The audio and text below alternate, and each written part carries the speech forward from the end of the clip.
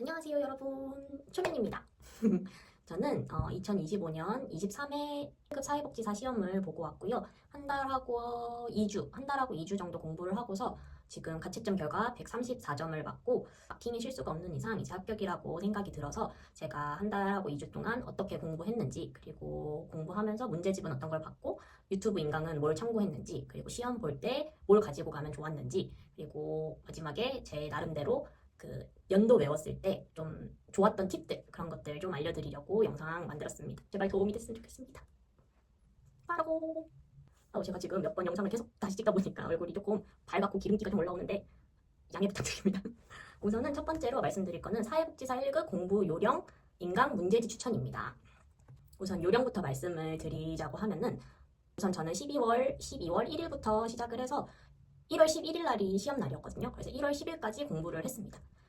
12월 달에는 하루 평균 5시간 정도 공부를 했고, 그리고 1월 달에는 이제 발등에 불이 떨어져서 하루에 8시간 하고 한 20분 정도씩은 평균적으로 공부를 했었습니다.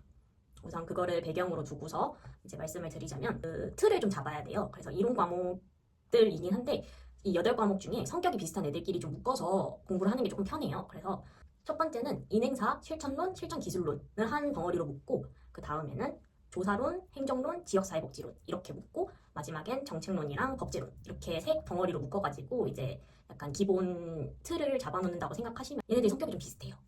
안에 내용도 겹치는 것들도 많고 해가지고 우선 그렇게 세 덩어리가 있고요. 저는 한 과목당 3일을 기준으로 했어요. 그래서 문제 기출을 먼저 풀고 인강을 듣거나 인강을 듣고 문제풀이를 했었는데, 제가 사용했던 문제집은 이 김진원 교수님의 핵심 기출 천재입니다. 추천해 드리기는 하는데, 약간 냉철하게 말씀드리자고 하면 안에 살짝 오타 같은 것도 조금 있고, 그리고 약간 문제 중복도 한두 개 있고, 그렇다고 막 거슬릴 정도는 아니기는 한데 조금 신경 쓰이긴 하더라고요. 그래도 저는 다 풀긴 했습니다, 이 한 권을. 정책론은 뺐어요. 정책론은 제가 안 봤거든요. 그래서 이렇게 안에를 보시면은 문제들이 다 있어요. 그리고 문제를 다 풀긴 했거든요. 문제들을 다 이렇게 풀었고, 예를 들면 인행사 실천론, 실천기술론을 제가 묶었잖아요. 그러면은 12월 1일부터 1일, 2일은 이 인행사의 기출 문제만 일단 쭉 풀어요. 보통 이 문제집에 한 과목당 150문제에서 154문제 정도 들어가 있거든요. 그러면 한 75문제씩 정도로 잘라가지고 하루는 75문제 쭉 풀고, 그 하루는 남은 75문제나 6문제를 쭉 풀고, 약간 이런 식으로 저는 풀었는데, 그냥 막 푸는 게 아니라 이 밑에 보시면은 해설이 같이 나와 있어요. 문제 하나에 해설 하나, 또 다른 문제 하나에 해설 하나, 이런 식으로 나와 있는데, 어차피 처음 할 때는 몰라요, 문제가. 근데 왜 개념을 먼저 푸냐면, 이론을 봐도 어차피 몰라요. 이론을 봐도 어차피 모르니까 문제를 풀면서 계속 나오는 거를 체크하는 거예요. 그래서 이 문제가 계속 나오네, 이 이론이 계속 나오네 하면서 그거를 계속 풀다 보면은 약간 감이 와요. 이론은 아직 안 풀었지만 해설집을 다 보면서 문제를 풀다 보면은 이 개념이 좀 중요한가 보네. 근데 읽어봤는데 이해가 돼. 그러면은 넘어가는 거예요. 그 문제를 풀고 넘어가고. 근데 1, 2, 3, 4, 5번이 선지로 나와 있잖아요. 그러면은 답만 맞추고서 패스하는 게 아니라 왜 1, 2, 3, 4, 5번이 아닌지, 긴지 그거를 체크하면서 넘어가는 거예요. 그렇게 넘어가는 거를 이제 이틀 동안 문제를 150문제를 풀면서 그거를 확인하는 과정인 거고요. 그러고서 이 이론을 보면은 이론에서 이제 이해되는 게 훨씬 빨라요. 뭔가 약간 뭔가 아는 사람 한 번 더 보는 느낌? 그런 느낌이 좀 들어요. 그래서 인강은 제가 뭘 추천을 드리냐면은, 우선 그건 좀 말씀을 드려야 되는 게, 인행사, 실천론, 실천기술론, 그리고 조사론, 행정론 같은 경우에는 이론이 좀 잘 바뀔 만한 게 없어요. 그래서 뭐 2년 전 이론이든 3년 전 이론이든 뭔가 약간 시대가 변해서 바뀌는 문제들이 아니기 때문에 개념을 먼저 풀어도 인강을 이후에 들었을 때 차질이 생기는 게 없어서 그렇게 들어도 상관이 없어요, 이 5가지 과목은. 근데 정책론, 법제론, 지역사회복지론 안에는 뭐 정책 문제도 조금 나오고 뭐 이런 게 있다 보니까 좀 최신판을 좀 봐야 해요. 그리고 이렇게 문제집에 있는 문제들은 법이 만약에 조금씩 바뀌다 보면은, 저번에는 이 문제가 틀린 문항이었는데 이번 연도부터는 뭐 맞는 문항이 되는 것도 있고, 그렇게 많지는 않은데 얘네를 풀다 보면 그래도 자기도 모르게 이게 좀 학습화가 되거든요. 그래서 이 문제 틀렸던 지문 같은데 해가지고 이제 틀릴 수 있기 때문에 이 3가지 과목들은 이론을 볼 때 좀 최신판으로 보고, 저는 법제 정책은 이론만 개념을 풀었어요. 뭔가 연도 나오거나 이런 거는 조금 주의를 해서 나중에 제가 오답을 기억할까봐 조금 걱정이 돼가지고 그런 부분을 조금 패스를 한 경향이 있습니다. 그래서 인강을 추천해 드릴 수 있는 거는, 우선은 제가 정말 도움을 많이 받아가지고 댓글도 진짜 많이 남긴 유튜브가 있거든요. 인행사, 실천론, 실천기술론, 조사론 이 네 과목은 미사연 TV라는 곳에 그 한 5시간 반, 4시간 반 이렇게 된 영상들이 과목별로 이렇게 올라와 있어요. 그래가지고 그거를 보시면은 총 망라로 요점을 남겨놔 주신 거거든요. 그 영상이. 그래서 보시면 진짜 도움이 많이 돼요. 그냥 개념을 확실하게 잡을 수가 있어요. 그래서 저는 그 예시 같은 것도 이해가 쏙 되고 너무 괜찮더라고요, 정말. 그래서 하루는 이틀은 문제 다 풀고 하루는 그 인강을 다 들어요. 근데 그 듣는다는 그 뜻이 뭐냐면 그냥 이렇게 듣는 게 아니라 그렇구나 이게 아니고 전 다 받아 적었어요. 그 내용들을 그렇구나 하면서 이제 다 받아 적고 여기에 이건 제가 시험장에 가지고 갈 노트다라고 생각을 하고서 이제 가지고 왔던 건데 이거는 2022년도 거예요. 그래서 이 안에 있는 내용 옆에 설명이 있는데 사실 이 설명은 그 인강이랑도 책 교재도 다르고 해서 이거는 그냥 제가 참고용으로만 가끔씩 보는 정도고 이 옆에 이런 그 강의에 나오는 모든 부분들을 제가 약간 손으로 다 적었어요. 그래가지고 뭔가 보여드리려고 하니까 왜 없는 부분만 나오지? 이렇게 제가 일일이 다 적었는데 이렇게 적어야지만 저는 기억이 좀 남더라고요. 그래서 얘를 추천하는 게 아니라 이렇게 시험장에 가지고 갈 그런 북 하나를 만드세요. 그래가지고 과목별로 다 그 요약본을 적는 거예요. 그 인강에 대해서. 그러면은 5시간 반짜리 같은 것 기준으로 하면은 8시간 20분이면 그 이론이 딱 끝나요. 그리고 머리에도 딱 정리가 되고 그래서 이제 그 내용들을 바탕으로 그 전에 이제 앞전에 1, 2틀 차에 봤던 그 문제들 중에서 내가 좀 많이 어려웠던 것들을 다시 보잖아요. 그럼 막 풀려요. 문제가. 그럼 그때 그 재미가 있어요. 그렇게 풀고 그리고 똑같이 그거를 반복하는데 대신에 이틀 차에는 자 1일차 인행사에 하루는 74문제까지 풀고 이틀은 뭐 154문제 남은 거까지 해서 다 풀어요. 그리고 3일차에는 인행사 인강을 들어요. 그리고 기출문제에서 어려웠던 개념들을 인강을 듣고서 다시 봐봐요. 그러면 문제가 풀려요. 그러면 그건 이제 동그라미 체크를 하고 이제 넘어가고 여기서 중요한 앱 하나 추천드립니다. 이 라포 복지사 앱이 진짜 잘 만들었더라고요. 이제 도움될 만한 앱 뭐 없을까 싶어가지고 찾아보다가 시험 일주일 전에 이 앱을 찾았는데 앱이 너무 괜찮은 거예요.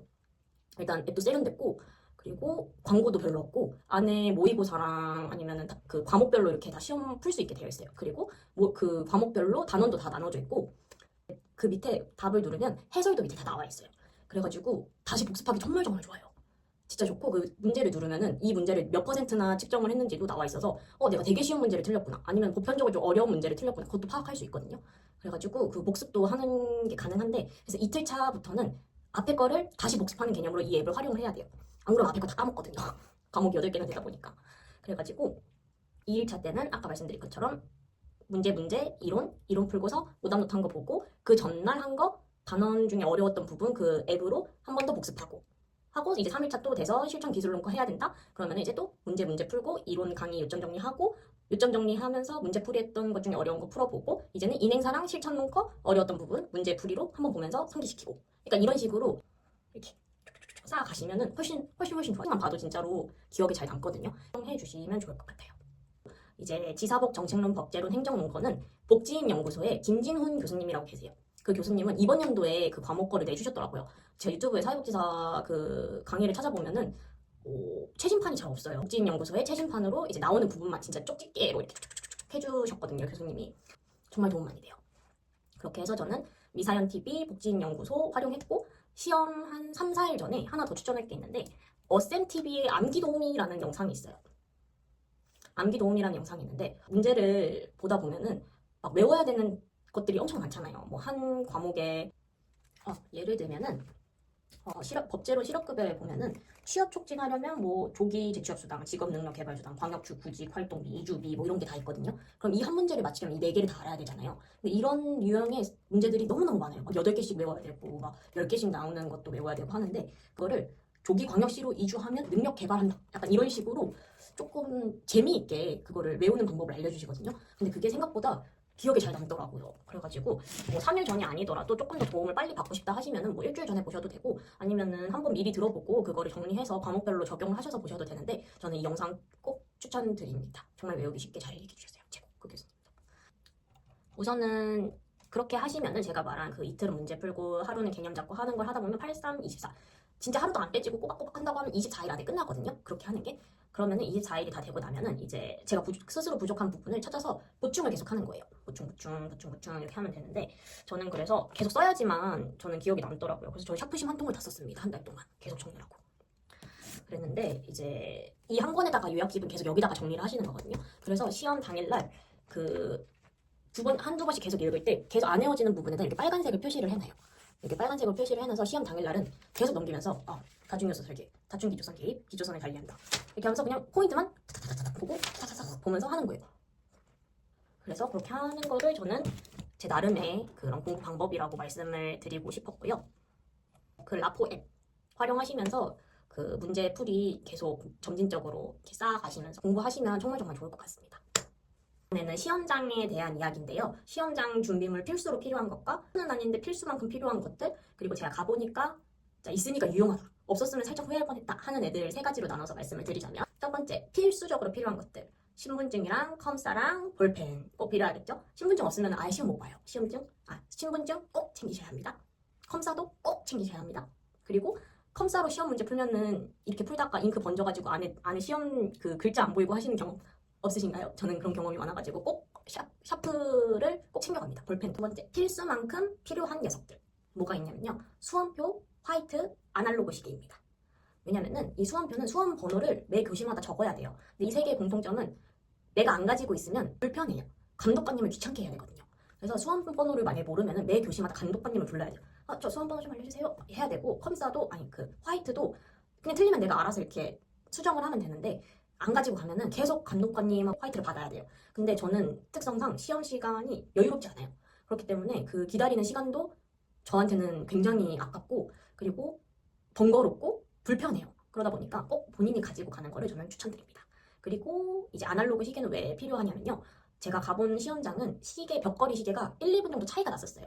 그래가지고 이제 그것도 조금 불편하더라고요. 그래서 제가 가지고 있는 게 조금 더 마음이 편해요. 그리고 시작할 때 바로 이렇게 확 시작할 수 있거든요. 그래서 아날로그 시계도 추천드립니다. 세 번째, 제가 시험장에서 써보니까 좋았던 것들.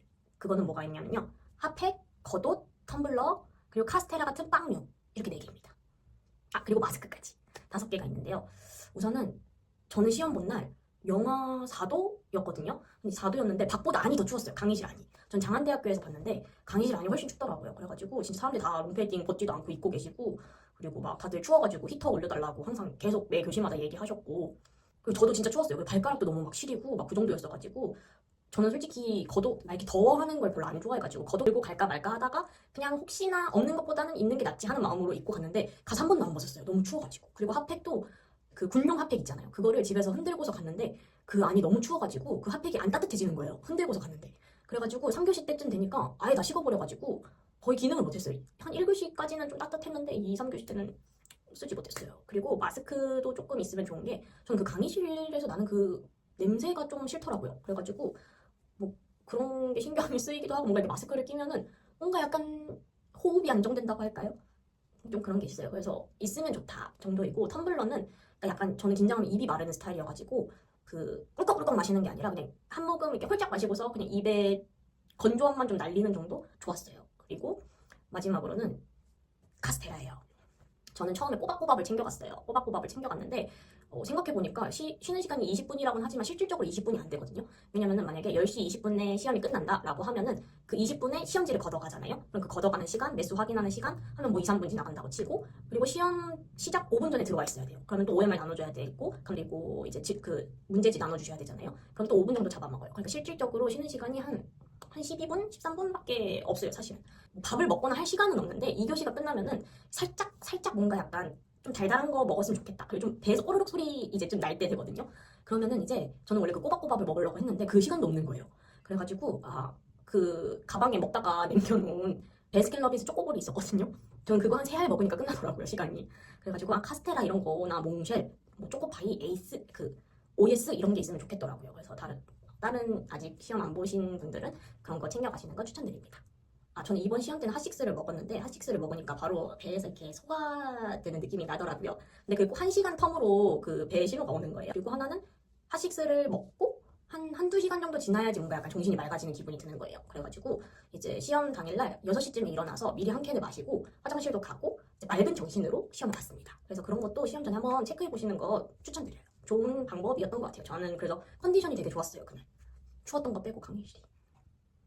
시험을 보시는 분들 멘탈이 조금 흔들리잖아요. 1년에 한 번밖에 없는 시험이고 과목도 8개고 뭐 외워야 되는 것도 많고 하니까 멘탈이 흔들리는데, 저는 그래서 그 제 책상 앞에 이렇게 붙어 있어요. 나는 할 수 있다. 나는 능히 할 수 있다. 그리고 제 입 밖으로 제가 들을 수 있게 계속 얘기를 했어요. 나는 1급에 충분히 합격할 수 있어. 나는 충분히 할 수 있어. 합격? 당연하지. 합격? 능히 벗어. 약간 이렇게 계속 약간 제 멘탈을 세뇌시켜야 돼요. 난 할 수 있다. 나는 한 148점으로 합격할 거야. 나는 한 138점으로 합격할 거야. 그러니까 나중에는 이제 약간 시험 전날엔 128점으로 합격하게 해주세요. 이렇게 되긴 하거든요. 그래도 정말 도움이 많이 돼요. 이게 진짜 별거 아니거든요. 근데 저는 아침에 일어나자마자 나는 할 수 있다. 나는 할 수 있지. 하면서 양치하고.